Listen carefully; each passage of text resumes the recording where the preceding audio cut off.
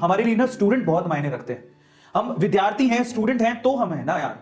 अगर आप मतलब जो मैंने वो केस सुना अभी, जो केस जिसके बारे में बात कर रहे हो अलग का, और जो मैम थी उनके बारे में, बायो मैम थी, उनके बारे में जो केस सुना मैं इसमें पूरी सिंपैथी अलग के साथ रखता हूं।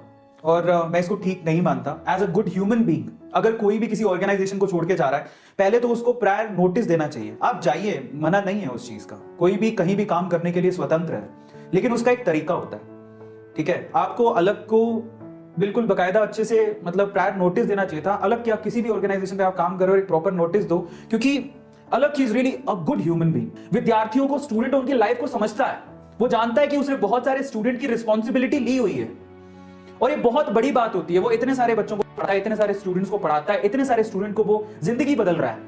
तो अब वो अपने नाम से किसी को लाया, ठीक है, अपने नाम से किसी को लाया, अपने नाम से किसी को फेम दिया।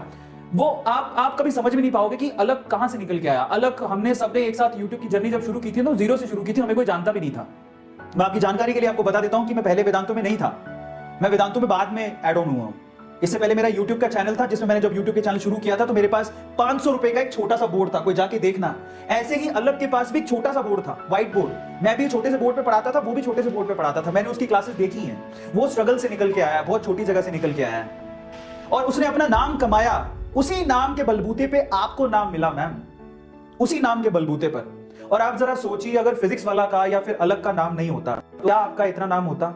आपको समय लगता। मैं ये नहीं कहता हूं कि कोई उतना नाम नहीं बना सकता, बना सकता है। मेरे वर्ड्स को उस वे में मत लीजिएगा। मैं सिर्फ इतना कह रहा हूं कि फिजिक्स वाला ने, अलग ने बहुत मेहनत करके यहां तक पहुंचा, और फिर आपको प्लेटफॉर्म दिया, और उस प्लेटफॉर्म को यूज करके आपने फेम कमाया, बहुत जल्दी आपका नाम हो गया। लेकिन आप ये सोचिए कि अगर फिजिक्स वाला या अलग आपको प्लेटफॉर्म नहीं देता तो क्या आप वहां तक पहुंचते?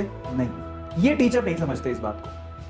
देखिए, जाना बुरी बात नहीं है, आप स्वतंत्र हैं, आप कहीं भी काम करने चाहिए, लेकिन बच्चों का बुरा करके तो नहीं जा सकते ना, ये कह के। और पता है, और एक चीज मुझे ऐसे लगती है कि इसमें वो मैम से ज्यादा उस ऑर्गेनाइजेशन की गलती है, क्योंकि वो करते ही ऐसे हैं। वो किसी भी टीचर को लेके आते हैं, पहले तो वो बोलेंगे हाँ जी आपको कितना मिलता है, 100 रुपया, हम आपको 1000 रुपया देंगे। बोलेंगे 1000 रुपया, 1 लाख रुपया देंगे। एक तो आदतें इतनी खराब करके रखी है कि न्यू कमर बिल्कुल मतलब पैसों के चक्कर में उसका दिमाग खराब हो जाता है।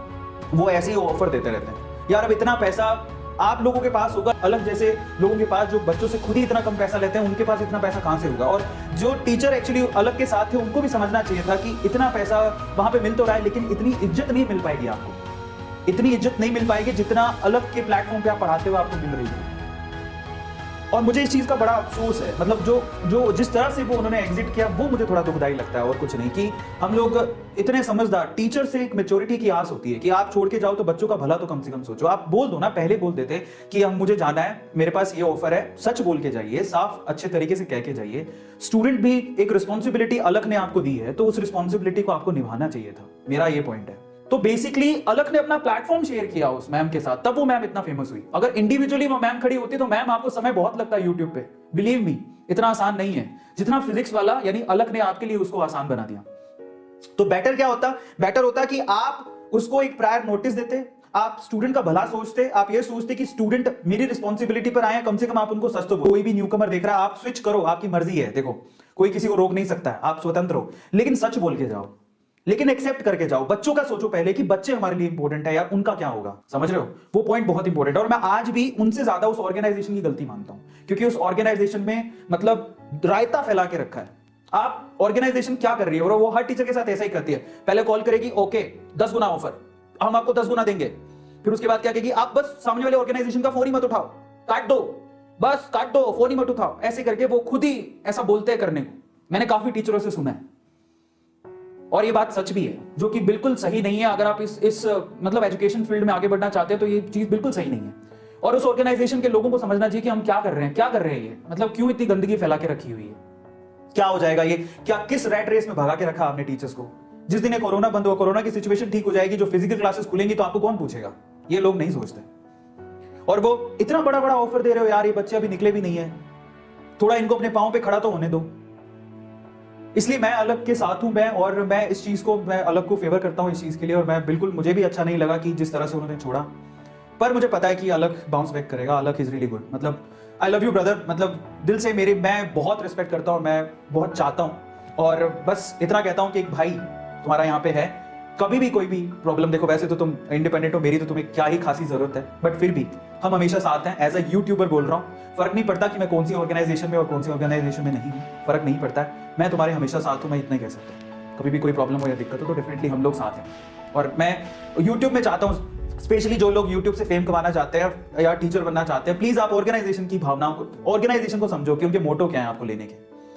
कई ऑर्गेनाइजेशन सिर्फ भसड़ मचाना चाहती है, सिर्फ दही का रायता करना चाहती है और कुछ नहीं है उनका मकसद।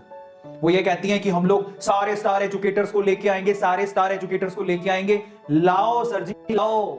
मैं ये कहूंगा आपसे, पहले तो उनसे सच्चाई बुलवाओ, पहले तो उनको बोलो कि आप प्लीज ढंग से रेजिग्नेशन दे के आओ पिछली ऑर्गेनाइजेशन में, ऐसा मत करो। दूसरा, आपको स्टार लाने की बजाय स्टार बनाने चाहिए, जो वेदांतु करता है। स्टार लाने की जगह स्टार बनाओ सर, किसी अननोन पर्सन को उठाओ, उसे ट्रेंड करो, उसे स्टार बनाओ। प्रॉब्लम ये होती है, यहां पर वेदांतु स्टार बना रहा है, वहां पर अलग स्टार बना रहा है, पता लगता है जिस दिन वो स्टार बन गए दूसरी ऑर्गेनाइजेशन आएगी 10 गुना देंगे जी, हम स्टार लेके आएंगे। What is this nonsense going on right now? I have no idea. मतलब बिल्कुल एक्सेप्टेबल नहीं है एजुकेशन इंडस्ट्री में। अगर ना टीचर्स मैच्योरिटी नहीं दिखाएंगे तो कौन दिखाएगा? तो थोड़ा feeling as a human being, इंसानियत के नाते आपके अंदर होनी चाहिए कि मैं क्या कर रहा हूं। मेरा ऐसा पर्सनल बिलीव है।